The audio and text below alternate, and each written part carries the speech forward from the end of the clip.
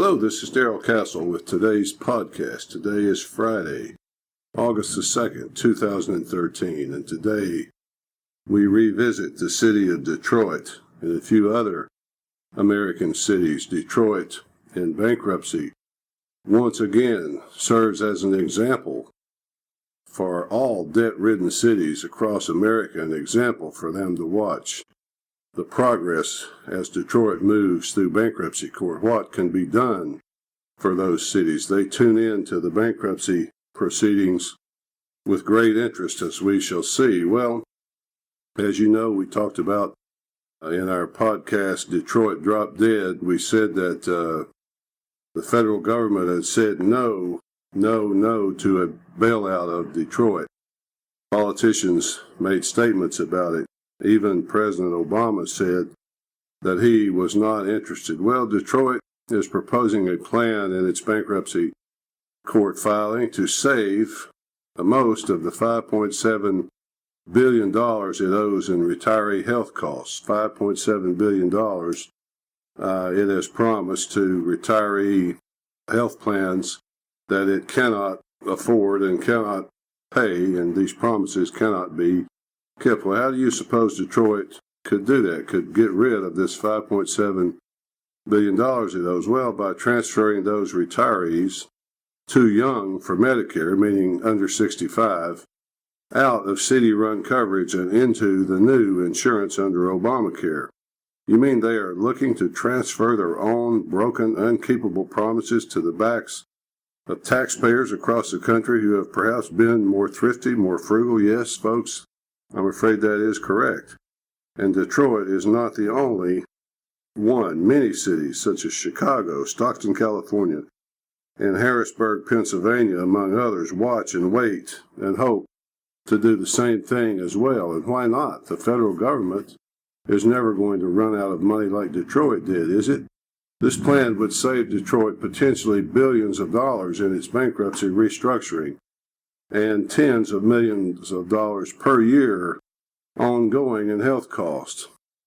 Yes, why not? Transfer public sector health costs to the rest of us as we struggle with our own daily lives. This is called socializing the healthcare costs. Another word for it would be a stealth bailout. It doesn't seem to be a bailout, but it is transferring city debt, city obligations on to the backs of taxpayers across the country. Here's an example, folks, from an article in the New York Times. Let me quote this for you. Listen to this. "There's fear and panic about what this means," said Michael Underwood, 62, who retired from Chicago Police Department after 30 years and has diabetes and Parkinson's disease. Mr. Underwood, who says he began working for the city when employees did not pay into future Medicare coverage. He is part of a group suing Chicago over its plan to phase many retirees out of city coverage during the next 3.5 years. "I was promised health care for myself and my wife for life," he said. So why not transfer it to the rest of us? Because we did not spend our lives as police officers in Chicago and Detroit, and we were not promised anything, and we did not agree to pay for any of this. Nevertheless, we move on. Detroit has more than 19,000 retirees. Nearly twice as many people are retired as those who currently work for the city, and 7,500 of those are under 65 and so not eligible for Medicare, like Mr. Underwood we just talked about, although he's in Chicago, same thing. Like I said, other cities watch Detroit's progress. They drool in anticipation and they applaud what is happening. I'll give you an example. Here's an example from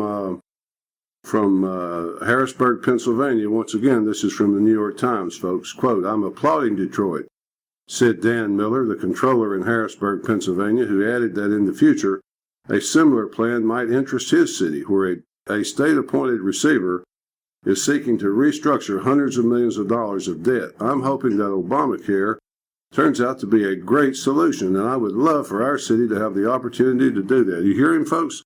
He would love to do this. If he did, Harrisburg, Pennsylvania would simply be transferring its unpayable debt to the rest of us. That's the idea. Well, I'll give you one more of those. This is from, once again, the New York Times. This is on Chicago. This is a good quote, and it is some of the best bureaucrat speak that you'll ever want to hear. Listen to this. With the implementations of the Affordable Care Act, our retirees will have more options to meet their health care needs, said Sarah Hamilton, a spokeswoman for Mayor Rahm Emanuel, adding that most of the city's retirees over 65 were already covered by Medicare. We will ensure that they have all information needed to navigate the options available going forward while saving vital taxpayer dollars, she said. This is the spokeswoman for Mayor Rahm Emanuel speaking in Chicago. Chicago hopes to save $155 to $175 million a year by transferring those costs to the rest of us. This is the state of affairs in America today, folks. And why not? These city employees worked the mean streets of their cities, many as police officers, risking their lives every day, and they were promised health care for life. Why not transfer it to the rest of us? Well, because the rest of us didn't agree to those promises, and we were not promised anything. That is at least the way I see it, folks. Friday, August 2nd, 2013. Until next time, folks, this is Darrell Castle. Thanks for listening.